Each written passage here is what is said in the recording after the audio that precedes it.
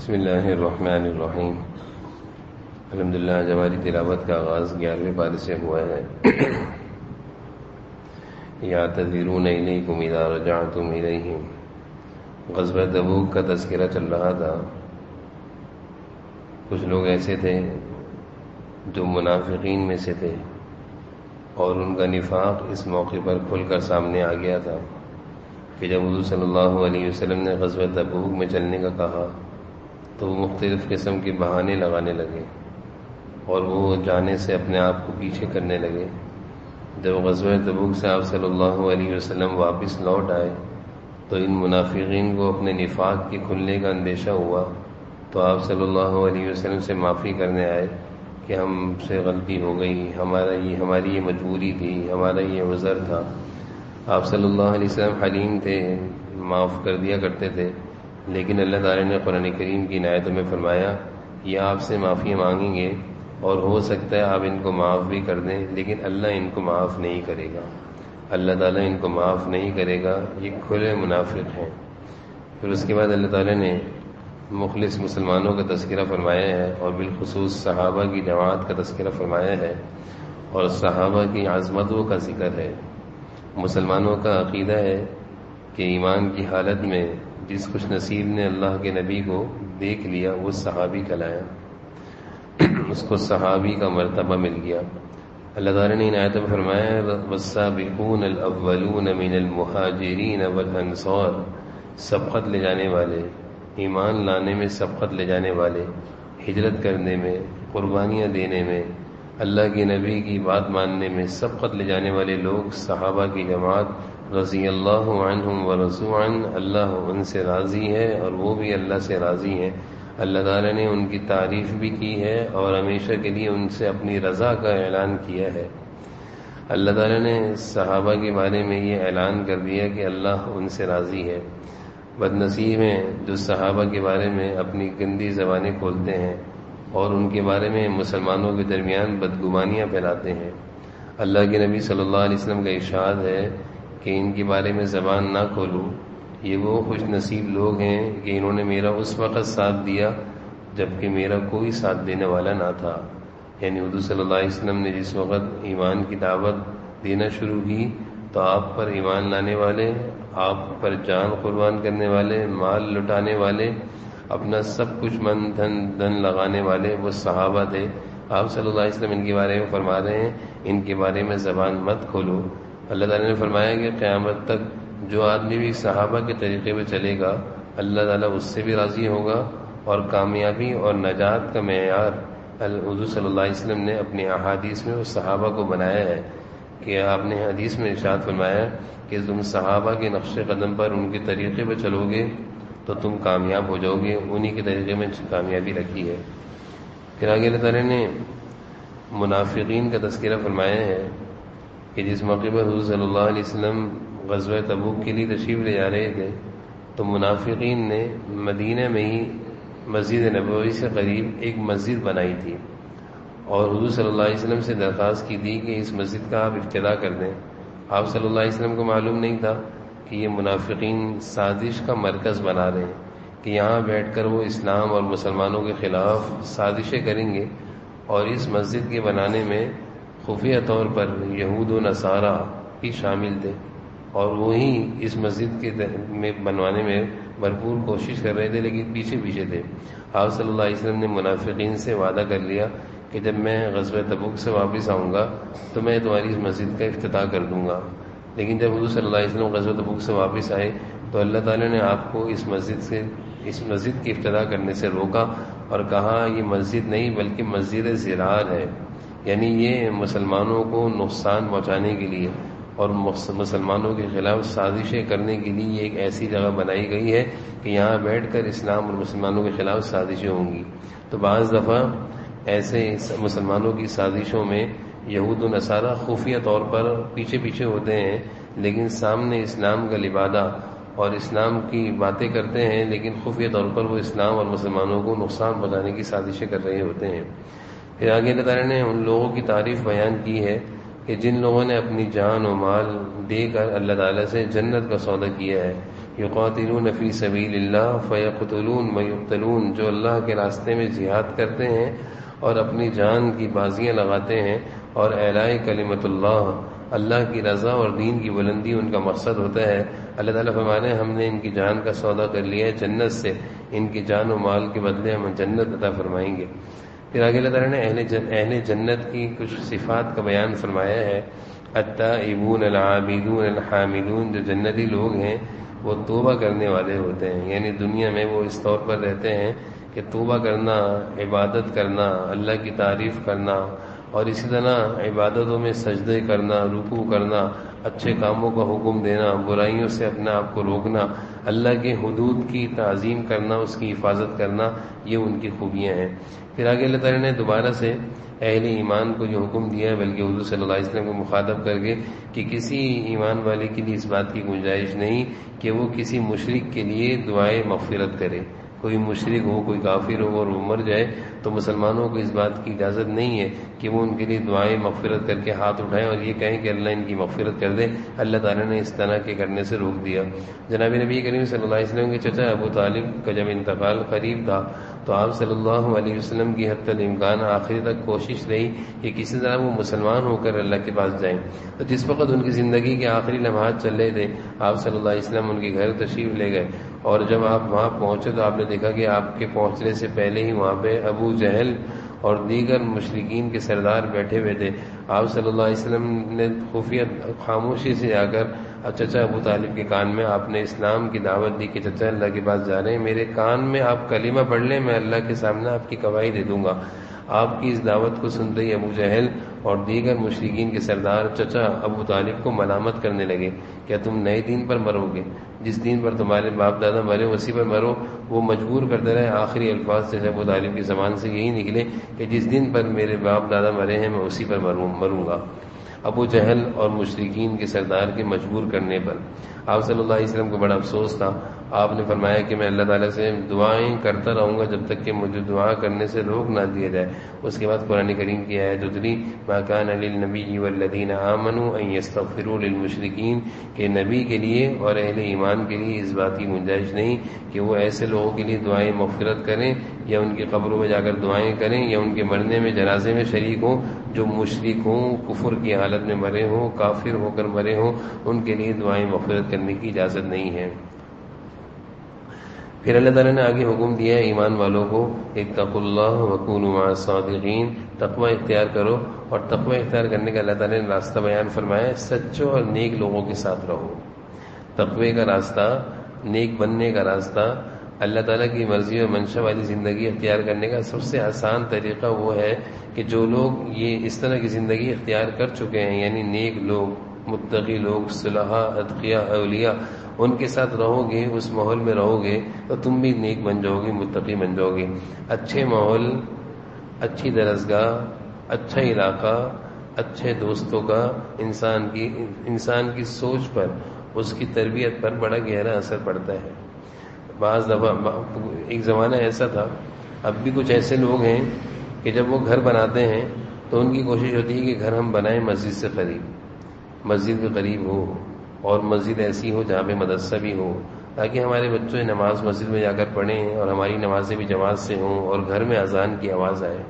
یہ بھی سوچ رکھتے ہیں کچھ، اور کچھ لوگ وہ ہوتے ہیں جب وہ گھر لیتے ہیں تو ان کی کوشش ہوتی ہے مسجد سے گھر دور لو تاکہ فجر میں ہماری اذان سے نیند خراب نہ ہو جائے، یعنی ان کو اس چیز سے تکلیف ہوتی ہے، نعوذ باللہ ہیں مسلمان لیکن مسجد سے دور گھر لیتے ہیں کہ مسجد سے قریب گھر ہوگا، آوازیں آئیں گی نمازوں کی، اذانوں کی، ہم ڈسٹرب ہوں گے، اس طرح کی سوچ بھی ہوتی ہے۔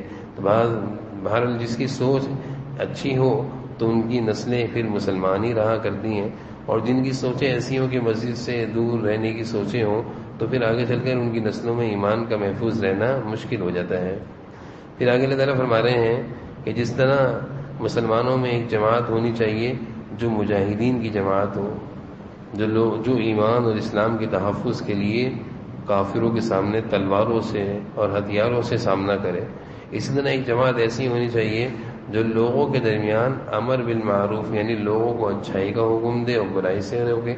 اور اسی طرح اللہ تعالیٰ فرما رہے ہیں ایک جماعت مسلمانوں میں ایسی ہونی چاہیے جو دینی تعلیم کو عام کریں، یعنی قرآنی تعلیم، قرآن و حدیث کو عام کریں. قرآن و حدیث کو عام کرنے کا اللہ تعالیٰ نے اس آیت میں حکم دیا ہے کہ ایک جماعت مسلمانوں میں ہمیشہ ایسی ہونی چاہیے کہ جس جماعت کی برکت سے مسلمانوں کی اولادوں میں، مسلمانوں کی نسلوں میں ایمان اور دینی تعلیم زندہ رہے. اللہ تعالیٰ کے اس حکم کو پورا کرنے والے آج کے اس دور میں مسلمانوں میں مدارس ہیں جہاں پہ علماء اپنی قربانیاں اور اپنی محنتوں کو دے کر مسلمانوں کی نسلوں تک قرآن کی تعلیم کو پہنچا رہے ہیں. اللہ تعالیٰ کی اس حکم کو پورا کر رہے ہیں. یہ ان علماء کی قربانیاں ہیں اور ان کا احسان ہے کہ آج جو مسلمانوں میں دین اور ایمان باقی ہے، اور دین و ایمان کی جو فضائیں باقی ہیں، بالخصوص ہمارے شہر میں اور ہمارے اس ملک میں جو مدارس کی فضائیں ہیں، اس سے مسلمانوں کا دین اور ایمان اور مسلمانوں کی نسلوں میں قرآن تعلیم موجود ہے. اگر مسلمان اس جماعت کی فکر نہ کریں اور ان کی خدمت نہ کریں اور ان کی عظمت مسلمانوں کے دلوں سے نکل جائے تو پھر دین و ایمان اور قرآن کا محفوظ رہنا مشکل ہو جائے گا.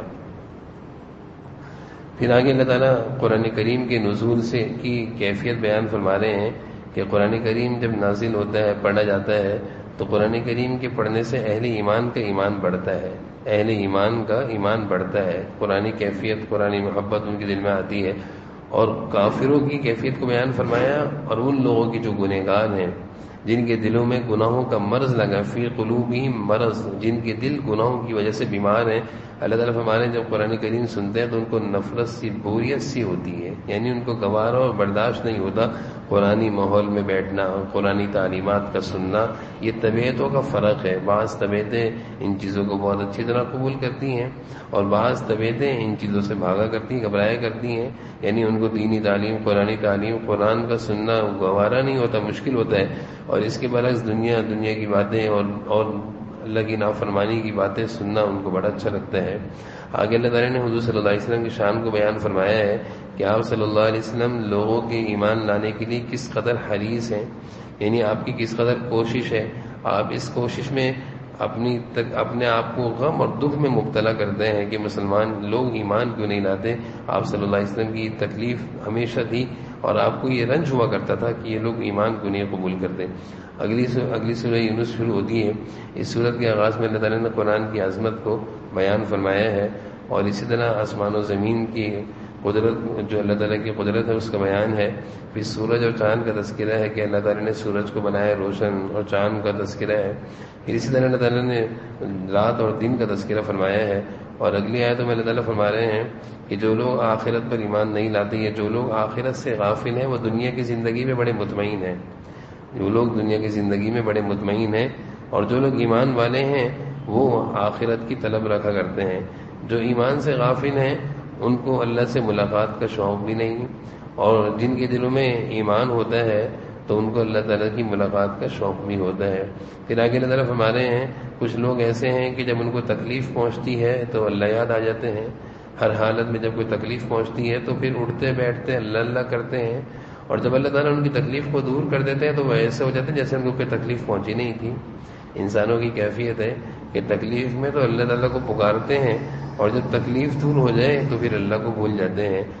حضور صلی اللہ علیہ وسلم نے ارشاد فرمایا، تم خوشحالی میں اللہ کو یاد رکھو، اگر تم پر کوئی غم پریشانی آئے گی تو اللہ تعالیٰ تمہاری مدد کریں گے. لیکن ہمارا تو الٹا حال ہے کہ ہم خوشحالی میں اللہ کو بھول جاتے ہیں. مال و دولت کی فراوانی ہو، صحت اچھی ہو، بچے گھر بار سب اچھا چل رہا ہو، کاروبار اچھا چل رہا ہو، تو ہمارے پاس ذکر کا بھی ٹائم نہیں ہوتا، اللہ کرنے کا ٹائم بھی نہیں ہوتا، نمازوں کا ٹائم بھی نہیں ہوتا. اور اللہ نہ کرے کوئی بیماری پریشانی آ جائے تو پھر اس بیماری پریشانی کے بعد تو بکرے بھی ذبح ہو رہے ہوتے ہیں، صدقہ بھی نکل رہا ہوتا ہے. اس سے پہلے تو صدقہ نکلتا نہیں تھا. مسجد میں بھی نظر آ رہے ہوتے ہیں، ہاتھ میں تسبیح بھی ہوتی ہے. یہ سب کچھ کیفیت جو ہے اللہ تعالیٰ اس آیت میں ذکر فرما رہے ہیں کہ تکلیف آئی تو اللہ کو یاد کرنا شروع کر دیا، تسبیح بھی ہاتھ میں آ گئی، قرآن بھی ہاتھ میں آ گئے، مسجد میں بھی نظر آنے لگے، صدقے کے بکرے بھی کٹنا شروع ہو گئے. اور جب تکلیف چلی گئی تو اب ایسے ہو گئے جیسے کبھی تکلیف آئی نہیں تھی، یعنی سارے اچھائی کے کام جو شروع ہوئے تھے وہ ختم ہو گئے. یہ کیفیت اچھی نہیں، اللہ تعالیٰ نے اس کیفیت کو پسند نہیں فرمایا. مسلمان تو وہ ہے جو ہر حال میں اللہ کو یاد رکھتا ہے. پھر انسان دنیا کی زندگی کو بیان کیا گیا ہے کہ انسان کی زندگی اللہ تعالیٰ نے ایک باغ سے اس کی مثال دی ہے کہ ایک باغ ہوتا ہے، وہ پہلے شروع میں ہرا سبزہ ہوتا ہے، پھر وہ مرجھا جاتا ہے، ختم ہو جاتا ہے۔ اسی طرح انسان کی زندگی کی مثال ہے کہ شروع میں جوانی ہے، پھر بڑھاپا ہے، پھر انسان کی زندگی پر موت آتی ہے، اور پھر بڑھاپے کے بعد موت آنے کے بعد پھر وہ دفن کر دیا جاتا ہے، اور بعد میں اس کو کوئی یاد رکھنے والا بھی نہیں ہوتا۔ پھر آگے اللہ تعالیٰ فرما رہے ہیں واللہ یدعو الی دار السلام، اللہ تعالیٰ تم سب کو جنت کی طرف دعوت دیتے ہیں۔ اچھائی کے کام کرو گے تو بدلہ جنت ہے، برائی کرو گے تو بدلہ جہنم ہے۔ اللہ تعالیٰ تمہیں اچھائی کی طرف بلاتے ہیں۔ پھر آگے اللہ تعالیٰ مزید آسمان و زمین کا تذکرہ فرما رہے ہیں کہ اللہ ہی ہے جو آسمانوں سے اکیلا تمہارے لیے رزق کا بندوبست کرتے ہیں، تمہاری ضروریات کو اللہ تعالیٰ ہی پورا کرتے ہیں۔ پھر قرآن کریم کا تذکرہ ہے، قرآن کریم کے بارے میں مشرکین مختلف قسم کے مطالبات کیا کرتے تھے، آپ صلی اللہ علیہ وسلم سے کیسے کہتے تھے اس طرح کی ایک صورت بنا کر دکھائیں، اس طرح کی ایک صورت بنا کر دکھائیں، اس کا تذکرہ ہے ان کے مختلف قسم کے مطالبات کا۔ پھر اللہ تعالیٰ فرمانے ہیں قرآن کریم تو شفا ہے، یا ایھا الناس قد جاءتکم موعظہ، کہ قرآن کریم تو شفا بھی ہے، نصیحت بھی ہے، اس سے انسان کی زندگی بھی بنا کرتی ہے، اس سے انسان کی صحت بھی اچھی ہوا کرتی ہے، اس سے انسان کی دنیا اور آخرت بھی بنا کرتی ہے۔ اللہ تعالیٰ نے اس قرآن کریم کو ہر لحاظ سے مسلمانوں کے لیے صحت کا ذریعہ بنایا ہے، صحت روحانی بھی اور صحت جسمانی بھی۔ پھر اللہ تعالیٰ نیک بندوں کا تذکرہ فرما رہے ہیں، الا ان اولیاء اللہ، جو اللہ کی مرضی کی زندگی اختیار کر لے گا، لا خوف علیہم ولا هم یحزنون، اللہ تعالیٰ اس کو ہر طرح کے خوف سے محفوظ رکھیں گے۔ پھر رات کا تذکرہ کر رہے ہیں کہ اللہ تعالیٰ نے رات تمہارے لیے اس لیے بنائی ہے لتسکنوا فیہ، تاکہ تم رات میں سکون حاصل کرو، والنہار مبصرا، اور دن میں کام کاروبار کرو، محنت کرو، دن کو روشن بنایا ہے۔ تو رات میں فطرت یہ ہے، اللہ تعالیٰ نے انسان کی جو فطرت بنائی ہے وہ اس طور پر بنائی ہے کہ رات کو وہ آرام کرے اور دن میں محنت مزدوری کرے۔ لیکن جب انسان اس فطرت سے ہٹتا ہے اور راتوں کو کام کیا کرتے ہیں اور دن میں پڑے سویا کرتے ہیں، تو اس سے انسان کی فطرت سے جب ہٹا تو اس کی صحت پر نقصان پہنچا۔ اور اللہ تعالیٰ انسان کے جسم کو بنانے والے اللہ کی ذات ہیں، وہ بہتر جانتے ہیں کہ انسان کی صحت کب اچھی رہے گی۔ صحت اس کی اس وقت اچھی رہے گی جب وہ فطرت کے مطابق اپنی زندگی گزارے گا اور رات کو جلدی سوئے گا اور صبح جلدی اٹھے گا۔ پھر آگے اللہ تعالیٰ انبیاء علیہ السلام کا تذکرہ کر رہے ہیں، حضرت نوح علیہ السلام کا تذکرہ ہے، تفصیلی حضرت موسیٰ علیہ السلام کا تذکرہ ہے، اور حضرت موسیٰ علیہ السلام نے جس طرح فرعون کو سمجھایا اور فرعون کی طرف سے جو مطالبات تھے، جادوگر کہنا، یہ ساری چیزوں کا تذکرہ ہے۔ پھر حضرت یونس علیہ السلام کا تذکرہ ہے، حضرت یونس علیہ السلام نے اپنی قوم کو سمجھایا اور بتایا کہ تم اگر اللہ کی بات نہیں مانو گے اور تم ایمان نہیں لاؤ گے تو دیکھ لو عذاب آ جائے گا۔ لیکن قوم حضرت یونس علیہ السلام کی بات نہیں مانتی تھی۔ جب عذاب کی آنے کی کچھ وقت قریب ہوا تو حضرت یونس علیہ السلام قوم کو چھوڑ کر چلے گئے اور قوم کو بتا دیا کہ اسی طرح کی علامتیں ہوں گی عذاب کے آنے کی۔ جب قوم نے ان علامتوں کو دیکھا آتے ہوئے تو ساری قوم کے لوگ جمع ہوئے اور کھلے میدان میں اللہ تعالیٰ کے سامنے توبہ اور استغفار کرنے لگے اور سب نے ایمان قبول کر لیا۔ حضرت یونس علیہ السلام کے جانے کے بعد وہ سارے کے سارے ایمان لے آئے۔ اللہ تعالیٰ فرما رہے ہیں کسی قوم پر عذاب آنے کے بعد نہیں ٹلا سوائے قوم یونس کے، کہ جب انہوں نے عذاب کے آنے کی علامتیں دیکھی تو توبہ استغفار میں لگ گئے، بچ گئے۔ معلوم یہ چلا انسان کی زندگی میں کبھی کبھی بگاڑ، مشکلات اور پریشانیاں اور مصیبتیں آتی ہیں۔ اگر ان مصیبت اور پریشانیوں میں انسان کو عقل اور شعور سمجھ آ جائے کہ یہ پریشانیاں مصیبتیں یقیناً میرے گناہوں کی وجہ سے ہیں، اور وہ فوراً اللہ تعالیٰ کی طرف توبہ اور استغفار میں لگ جائے تو وہ ساری پریشانیاں مصیبتیں ٹل جایا کرتی ہیں۔ جیسے کہ قوم یونس پر عذاب الہی آ رہا تھا، وہ سمجھ گئے تھے کہ یہ عذاب اس لیے آ رہا ہے کہ ہم ایمان نہیں لائے، وہ جلدی سے اللہ کے سامنے توبہ طائب ہوئے اور ایمان لے آئے، اللہ تعالیٰ نے اس عذاب کو ٹال دیا۔ ہم بھی اپنی پریشانیوں اور مصیبتوں سے اگر نکلنا چاہتے ہیں اللہ تعالیٰ کی طرف رجوع کریں، صدق دل سے توبہ استغفار کریں، یہ ساری مصیبتیں اللہ تعالیٰ ٹال دیں گے۔ پھر آگے اللہ تعالیٰ فرمانے وَمَا مِن دَابَّةٍ فِي الْأَرْضِ إِلَّا عَلَى اللَّهِ رِزْقُهَا، اس آیت میں اللہ تعالیٰ نے انسان کی معیشت کا بہت بڑا مسئلہ حل کر دیا۔ آج کے دور میں روزگار کا حصول ایمان کے لیے سب سے بڑا خطرہ بنا ہوا ہے۔ کھانے پینے کی فکر میں لوگ آج اپنے بچوں کو دور دراز بھیجتے ہیں، دوسرے ملکوں میں بھیجتے ہیں اور ایسی جگہ بھیجتے ہیں جہاں بچوں کے ایمان بھی محفوظ نہیں رہتا۔ کتنے ایسے واقعات سننے میں آتے ہیں کہ نوجوان بچہ یہاں سے پڑھنے کے لیے، تعلیم حاصل کرنے کے لیے، کام کاروبار، محنت مزدوری کے لیے دوسروں ملکوں میں گیا، اور جب وہ واپس آیا تو وہ دین اور ایمان کے بارے میں مختلف قسم کے سوالات کر رہا تھا کہ قبر کا عذاب کس کو کہتے ہیں دیکھا تو نہیں ہے، فرشتوں دیکھے نہیں. اس طرح کے سوالات اس کے دل میں آ گئے تھے، کیونکہ وہ ایک ایسی جگہ رہ کر آیا تھا جہاں سارا کفرستان تھا، سارے کافر تھے دائیں بائیں. وہ صرف پیسہ کمانے گیا تھا، اپنے ایمان کا نقصان کر بیٹھا. تو آج کے دور میں اس طرح کا مسئلہ بہت بن چکا ہے. اللہ تعالیٰ اس آیت میں فرما رہے ہیں وَمَا مِن دَابَّةٍ فِي الْأَرْضِ إِلَّا عَلَى اللَّهِ رِزْقُهَا. زمین پر چلنے والے جتنے بھی ہیں سب کی روزی کی ذمہ داری اللہ تعالیٰ نے دی ہے.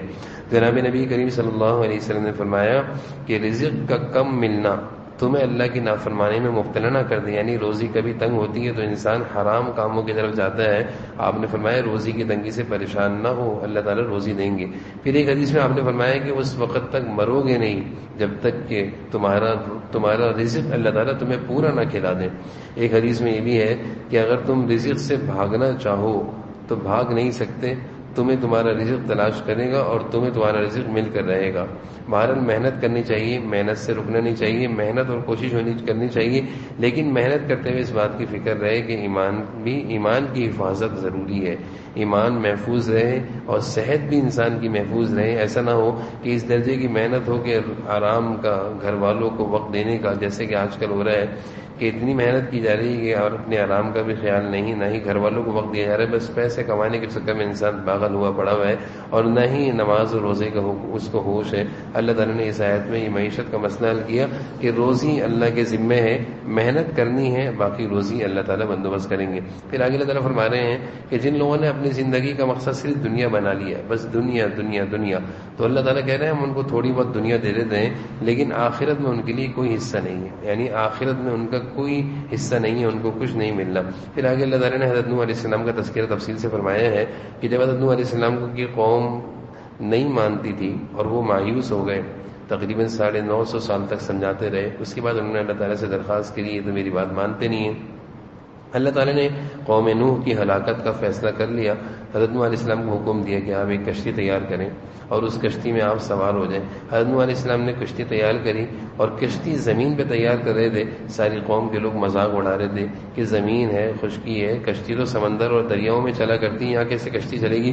لیکن حضرت نوح علیہ السلام اللہ کے حکم کے مطابق کشتی تیار کر کے فارغ ہوئے تو کشتی میں اپنے ماننے والوں کو لے کر سوار ہو گئے. اس کے بعد اللہ تعالیٰ نے حکم دیا اور زمین سے بھی پانی ابلنا شروع ہوا اور آسمان سے بھی پانی برسنا شروع ہوا. حضرت نوح علیہ السلام کے ایک بیٹا تھا، وہ ایمان والوں میں سے نہیں تھا. حضرت نوح علیہ السلام اس کو سمجھا رہے تھے سآوی الی جبل یعصمنی من الماء قال لا عاصم اليوم. اے میرے بیٹے میرے پاس آ جاؤ، یا بنی ارکب معنا، ہمارے ساتھ کشتی میں سوار ہو جاؤ، ایمان والوں میں سے ہو جاؤ، کافروں میں سے مت ہو. تو بیٹا کہنے لگا کیوں؟ کہا کہ ابھی اللہ کا عذاب آئے گا سیلاب کی شکل میں، سب ہلاک ہو جائیں گے. تو وہ بیٹا حضرت نوح علیہ السلام سے کہنے لگا میں پہاڑ کی چوٹی پہ چڑھ جاؤں گا، میں پہاڑ کی چوٹی پہ چڑھ کے پانی سے بچ جاؤں گا. حضرت نوح علیہ السلام نے کہا لا عاصم اليوم، جب اللہ کی پکڑ آتی ہے تو کوئی اللہ کی پکڑ سے بچا نہیں سکتا. ابھی یہ بات ہی چل رہی تھی، ایک دم سے سیلاب آیا اور وہ وحال بینہم الموج، وہ موجوں اور پانی میں غرق ہو کے رہ گیا. حضرت نوح علیہ السلام کو اپنے بیٹے کی ہلاکت کا افسوس تھا. اللہ تعالیٰ سے درخواست کری ونادى نوح ربہ ربی ان ابنی، اے میرے اللہ یہ تو میرا بیٹا تھا، یہ بھی ہلاک ہو گیا. اللہ تعالیٰ نے فرمایا یا نوح انہ لیس من اہلک، یہ آپ کا بیٹا آپ میں سے نہیں ہے، انہ عمل غیر صالح، کیونکہ اس کے کام اچھے نہیں تھے. آپ کا بیٹا تو وہ ہو جس کے کام اچھے ہوں، جس کی زندگی نیکی والی ہو، تقوی والی ہو، ایمان والی ہو، وہ آپ کا ہو سکتا ہے.